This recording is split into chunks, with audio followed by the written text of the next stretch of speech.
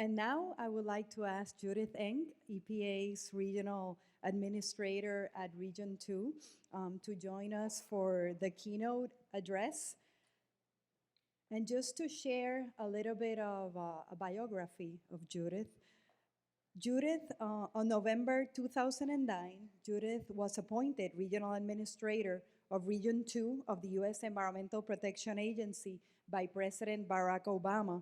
As Regional Administrator, she administers federal programs governing air and water pollution, industrial discharges, toxic substances, pesticides, protection of streams, lakes, the ocean, solid and hazardous wastes, the cleanup of chemical spills, and abandoned hazardous waste sites. Previously, she was Deputy Secretary for the Environment in the New York State Governor's Office. Judith also served for 8 years as a policy advisor to the New York State Attorney General. Prior to that, she was Senior Environmental Associate with the New York Public Interest Research Group. She also served as the Executive Director of Environmental Advocates of New York, a nonprofit government watchdog organization. She is a past president of Hudson River Sloop Clearwater, former executive director of the nonprofit Resource Center, and a designer of her town's recycling program.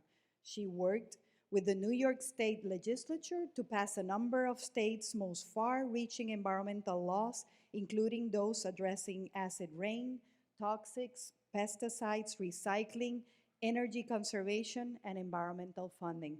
But most of all, I must highlight that Judith has been instrumental in the creation of the Puerto Rico Recycling Partnership, the U.S. Virgin Islands Recycling Partnership, and the organization and the idea to celebrate this Caribbean Recycling Summit. So Judith, thank you for what you are and all you do.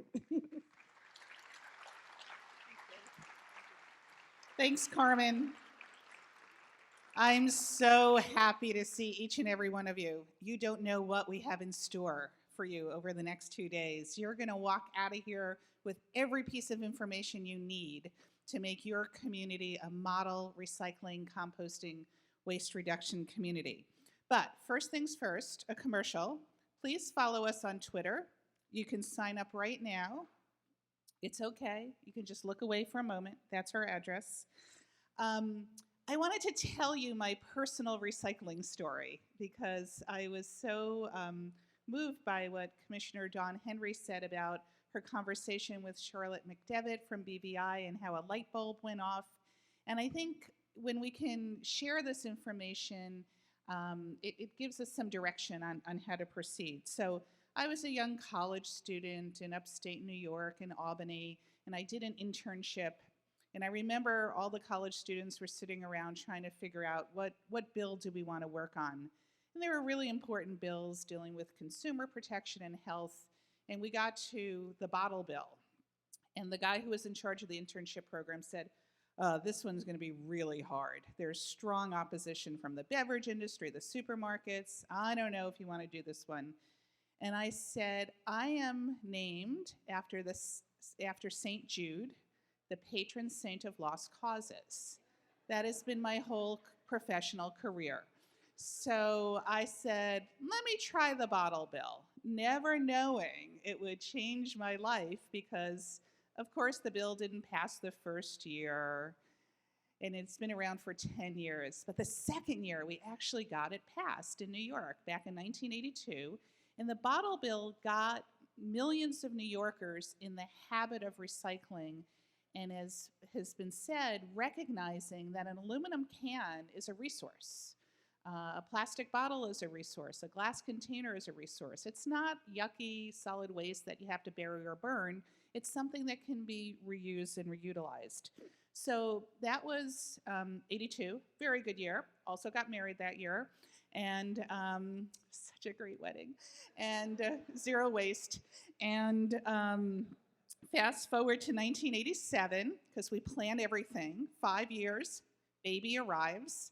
I'm home on maternity leave, living on top of a mountain on a dirt road, no car. My husband would leave in the morning. I'm like, I'm here all day alone with the baby. What am I going to do? There was no internet, there was no computer. So I started the town's recycling program, and the baby grew up just fine. The way this unfolded was I started showing up at town board meetings and saying, we really need to start recycling. Yes, we will. We'll get to it. We have other more pressing matters. So I just kept showing up, and they knew I would come to town board meeting after town board meeting, and they said, why don't you just do it? I said, excellent. Nice idea. I said, I'm going to need a couple things. I'm going to need you to pay for the bins. I'm going to need a little very part-time staff support, and you need to print up the flyers. They said, fine. So at that point, there were very few mandatory recycling programs in upstate New York, and I didn't want to waste my time on a voluntary program, because if it's voluntary, not enough material is collected, not enough people participate. And this was before mandatory recycling was a law in New York. So I started designing the program.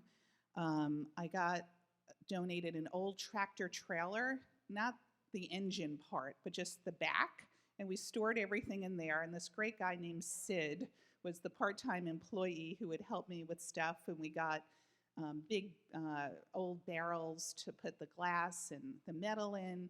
We started collecting little batteries, and what are we going to put that in? So I learned that the McDonald's in the next town over, and this is not a commercial for McDonald's at all, we were vegetarians with a Happy Meal exemption. So we would occasionally go to McDonald's, and the pickles would come in these big plastic containers, and they would just throw them out. So I convinced the manager to save the plastic containers for me. All of our recyclables smelled like pickles, but that's okay. So we would collect stuff that way. The hardest thing was finding the markets. So when you're doing this in your communities, you can't get people to source separate if they don't have markets, but you guys are in great shape in Puerto Rico. You've got good markets, and they're developing in the Virgin Islands, or you could send stuff over here. But back then, it was like top secret information. A few communities had recycling coordinators, and you would call up. And so I had a former intern. So this is how the conversation went. Brian, it's Judith. You have to tell me where I can send newspaper. It was like nothing illicit about it, but we had to quietly share the information. And because he was my intern, he told me where his paper went, where his glass went. And so, this was a small town, but I got tired of waiting for the government to act. I just bugged them, and they said, you go do it. And I think that's the key to any good recycling program. You need the partnership, but you also need a well-informed resident who's really going to take it on and own it, make sure the educational information is accurate. And that's our goal for all of you over the next 2 days. I think this was then followed by, in 1988, the state legislature adopted a mandatory recycling ordinance that said by 1992, every community had to have a mandatory recycling program. So we were well on our way. And we also focused on the economic benefits of recycling. We know that recycling creates jobs. In 2007, the recycling industry employed almost 760,000 people nationwide, but not enough in the Caribbean. And we need jobs in Puerto Rico. We need jobs in the U.S. Virgin Islands. These are good jobs that some are entry level. You then go up the job ladder, and I think it'll make a real difference to have these green jobs. A recent report has shown that a national recycling rate of 75% in the United States would create almost 2.3 million jobs. And we know that recycling is one way to address the most critical environmental challenge of our time, climate change, because it saves energy. Recycling can reduce carbon emissions equal to 72 coal-fired power plants if we get to that 75% recycling rate. That's the same as taking 50 million cars off the road. So high levels of recycling are happening all over the country. California is a great example. And my question is, why not here in the Caribbean? I think people in the Caribbean care about their environment just as much as people in California. So California has recycled a lot. They've set a goal of 75% recycling by 2020. That will create 110,000 new jobs just in that state. Now, if you do the alternative, which is landfilling and incineration, you don't have that benefit of job creation. It generates the fewest jobs per ton of waste. Recycling, composting, waste reduction also saves tax dollars because you avoid having to pay tipping fees at incinerators or landfills. So you are all here because you care deeply about reducing waste and boosting recycling and composting. I really want to urge us to keep the focus on source reduction. A lot of times we zip right to recycling and composting, but the average American generates 4.4 pounds of solid waste every day. That's 1,600 pounds of solid waste per year. And think about that. I want you to take that very personally. Just you as an individual. You woke up this morning. If you're like me, you woke up late, searching for coffee. And by the end of the day, if I'm an average American, I will have generated 4.4 pounds of waste. So a family of four, 6,400 pounds per year. So we need to really keep a focus on source reduction. We know that when trash is burned at an incinerator, it can contribute to air pollution and it creates ash that still needs to be landfilled. The more sophisticated the pollution controls on the smokestack of an incinerator, the more toxic the fly ash is. Problems with landfills abound. In particular, if you've got food waste in landfills, it rots and it creates methane, a potent greenhouse gas. We know that if a landfill is not lined and if it doesn't have leachate collection, landfills can pollute groundwater. So EPA is currently closing landfills here in Puerto Rico, or if they're expanding, making sure that they are fully compliant with all environmental regulations, the same in the U.S. Virgin Islands, but landfill space should be our last resort. It should almost be like the strategic oil reserve. You want to do everything possible not to fill it up. I will admit there are some things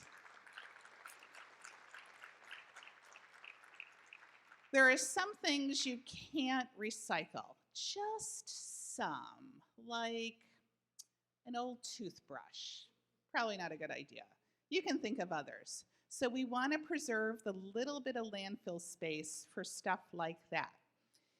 Another thing we need to focus on is electronic waste. Not a problem a few decades ago. Now let me be clear, because we're live streaming every session here at this conference.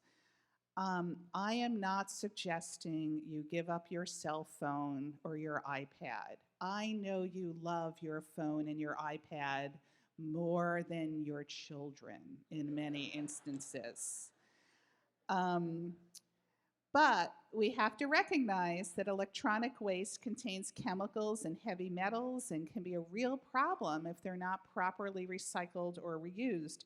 And what's the deal with these new things coming out every year and you have to toss the old one and get a new one? I'm not against progress, but we have to make sure that we have a reuse and recycling system in place. This is almost built-in planned obsolescence.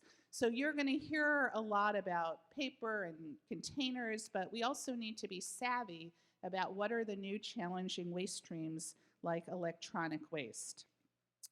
Plastic is a challenge. Most of it is not recycled or properly disposed of. I loved the U.S. Virgin Islands commercial on your new plastic bag ban. It gave me goosebumps. It was so good and so effective. I want to steal it. And it's because 8 million pounds of plastic trash end up in our ocean every year, and it really damages the natural environment. We know that researchers are telling us that by 2025, for every 3 pounds of fish in the ocean, there will be 1 pound of plastic. Just think about that. What are we doing to our oceans? What environmental legacy are we leaving our children? That is a common picture of you catch a fish and there are little bits of plastic in it. And I'm going to talk much more in detail tomorrow on plastic in the ocean, but what happens is if a piece of plastic gets through a sewage treatment plant, or it's litter, or it's microbeads, a lot of personal care products have little microbeads in them, so it shoots through the sewage treatment plant. But let's say you even have a plastic bottle. The ocean current acts like a paper shredder. So the bottle gets shredded into little pieces of plastic, and fish eat it, seabirds eat it, and it builds up in the food chain. But I'll depress you more tomorrow on plastics in the ocean. Please be sure to come back for that one. Building on what USDA said, we have to focus on food waste. Everything our parents told us about food is true. People don't think of food waste as an environmental issue, but it is. Wasted food decomposing in landfills accounts for almost 25% of US methane emissions. And methane is a potent greenhouse gas, 25 times more damaging than carbon dioxide. Americans throw out more than a quarter of the food that they purchase. And I wasn't really aware of this, the severity of this issue, until I came to EPA, and my colleagues Dale Carpenter and John Filippelli and others educated me on the issue of food waste. Each of us waste about 300 pounds each year of food. One statistic that really stood out is American consumers throw out about a third of fresh tomatoes that we purchase at a cost of $2.3 billion. $2.3 billion a year is a lot of money to waste on rotten tomatoes. So I think the way we reach the public on the food waste issue is not just on, the horrors of methane emissions, but it's an opportunity to save money. If you prevent food waste in your own home, you save about $30 a week. A family of four, $1,600 per year. So I think families should sit around the dinner table and say, what do we want to do with our extra $1,600 a year? I give you permission right now. You can daydream. What would you do with another $1,600 per year just by avoiding food waste? So businesses and schools in the Caribbean who want to reduce their food waste should sign up for EPA's Food Recovery Challenge. Last year alone, 800 Food Recovery Challenge participants prevented and diverted nearly 691,000 tons of waste from going to landfills and incinerators. So go to the EPA website. We're working in partnership with USDA. We have an approach that you can use in your home, in your school, in your business. First, don't buy more than what you're going to use. Second, donate unused food. Third, if you can't donate it, feed it to animals. One of the most fun meetings I've ever had at EPA was with the Puerto Rico Pig Farmers Association. They wanted to get a lot of food waste to bring to farms. And fourth, you can turn food waste into something you can use. For instance, there are all these cool guys and a couple gals running around Brooklyn starting new businesses where they take used cooking oil and they use it as an alternative to petroleum. And then no matter what, don't throw it away. Compost your food waste. So if you join the EPA Food Recovery Challenge, you get free access to the EPA waste tracking software database, and technical assistance, plus access to EPA staff. So there's information on how to sign up. And again, when we can't feed people, we should feed our compost piles. Anyone who has a little bit of space in a backyard can compost. Composting is easy. I'm like the worst composter in the world, and it works. I just take it outside. We've had this little plastic bin for 25 years. By the way, if you're looking for that perfect wedding gift or shower gift, if they're very close to me and I want to spend a lot of money, I get them the bin. And then if it's like my friend's daughter, I get a lovely sterling silver, not really, but a silver compost bin to put on your kitchen cabinet, because you know, there's no reason why it has to smell if you have the right bin. So if you have a little bit of open space, you can compost. And I love the fact that in the Virgin Islands, there is the newly named Virgin Islands Resource Management Authority. I'm only going to call you that now. You are launching a new program to promote backyard composting. EPA really applauds that, and I think in Puerto Rico, we can learn on how they're doing it in the U.S. Virgin Islands, particularly how they're educating people. Caribbean-wide, there are landfills that don't meet environmental standards. So these solutions, these zero waste solutions, are absolutely imperative.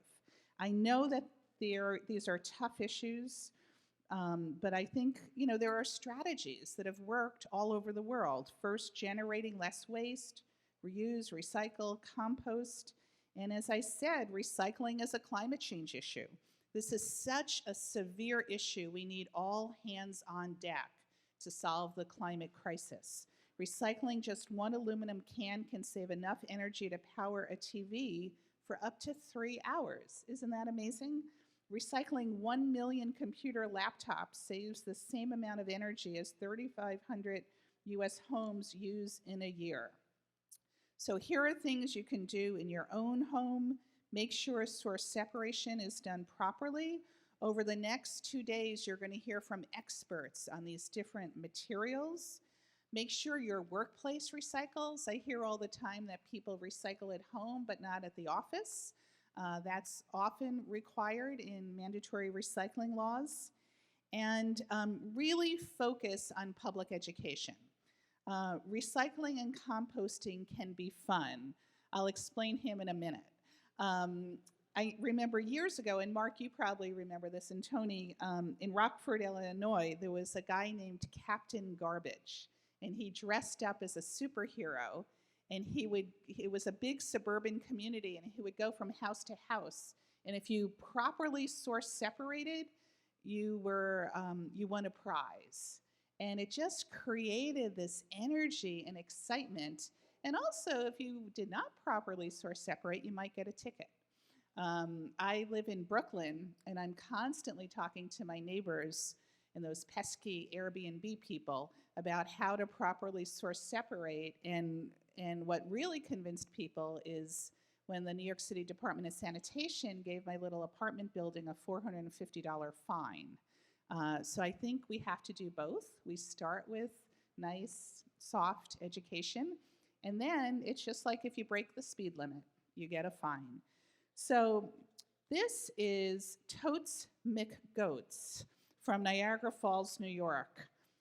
I'm not really sure what he does, except he runs around town promoting recycling. You should Google it, Totes McGoats. Kind of goofy, but in Niagara Falls, New York, the recycling rate went from 4% to 23% in just 1 year. And it's mostly because of the goat. So you all are creative, you're smart, you can talk to your neighbors, you can involve your kids, you can figure out ways to educate. It doesn't have to be a really boring brochure that sends you into a coma and scolds you. It can be a really interesting way to promote recycling, and you're going to hear from the nationwide recycling partnership that's here, and they will give you great ideas. So I'm really excited about this summit. It comes at a time when the Puerto Rico and U.S. Virgin Islands pioneering plastic bag bans are taking effect. I give tremendous credit to the legislatures in both places and the governors in both places. So you were just handed a reusable bag. You will love it. Thank you to the Puerto Rico Resource Management Authority for making them available. What I do is I leave these bags in the car because sometimes you forget. And then I've got the Chico bag in my purse, and it just becomes second nature. People who say the public won't recycle, they're just wrong. People will recycle and will reuse as long as you make it easy. There's no shortage of good ideas, but there is a shortage of leadership. Now, we already have a plan. It was sent to you. If you didn't get it when you registered, we'll get it to you. It was Mark Lichtenstein and others wrote it a few years ago. There's a sustainable material management plan for U.S. Virgin Islands, a separate one for Puerto Rico. So what often happens is when you have a good idea and you want to get rolling, some soulless person says, no, we need a plan first. And it's going to take 5 years to do the plan. We can skip that step. We've got the plan already written. So I encourage you to engage with your elected officials, call them, meet with them, send them letters, promote recycling on social media. There's some really good educational information out there. And if you think things are not happening fast enough in your community, just do it, all right? You've got all the information you need. It's really helpful to have your local government cooperating. We've got some great recycling coordinators here today. The fact that they're here means that they care. But some recycling coordinators are just like the general population. Some of them are not awesome. And so you can supplement what they are doing, or you can be your town's recycling coordinator. If you live in a big city, you're probably feeling overwhelmed. You know, I love the red recycling bins all over Old San Juan that Mayor Yulene put up. Those are amazing. San Juan's a big city, but you can take on your block. You can take on your church. You can take on your school. And if we all do it, it will have this ripple effect.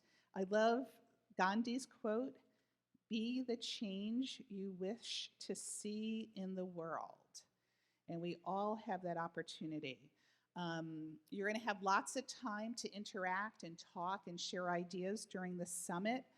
We really welcome your ideas, and we hope we can come out of this summit with a blueprint on how we can all work together. You'll hear about the Puerto Rico Recycling Partnership, the Virgin Islands Recycling Partnership.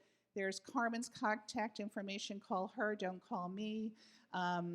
She knows everything that's going on this issue. And I just want to stress we need each and every one of you to be part of the solution. You got to take this personally. It's not going to happen unless you step up.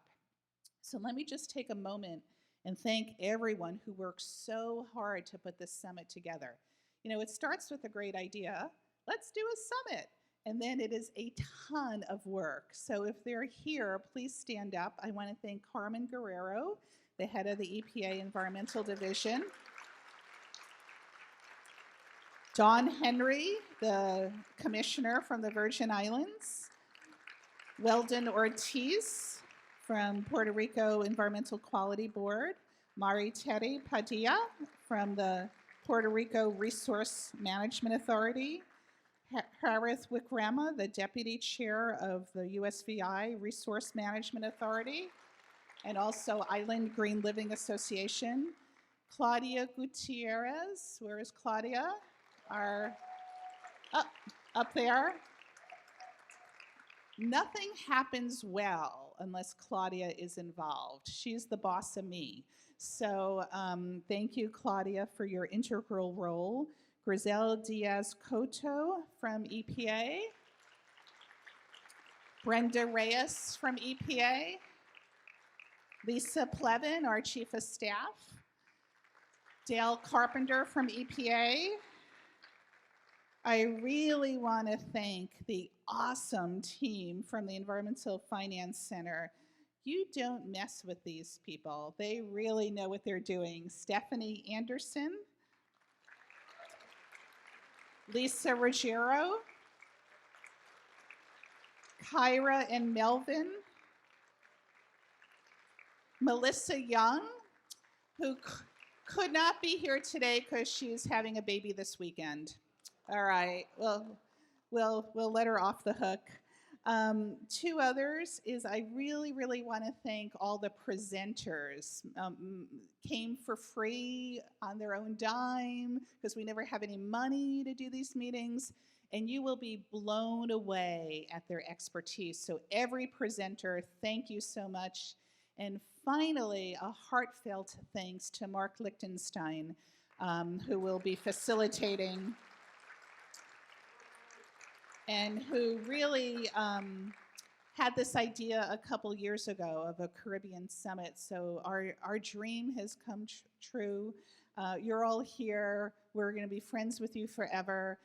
We are available to support your efforts, to provide technical assistance. Just looking around this room, this is a powerhouse room in terms of people who know how to affect change and people who are committed to environmental sustainability. So thank you very much.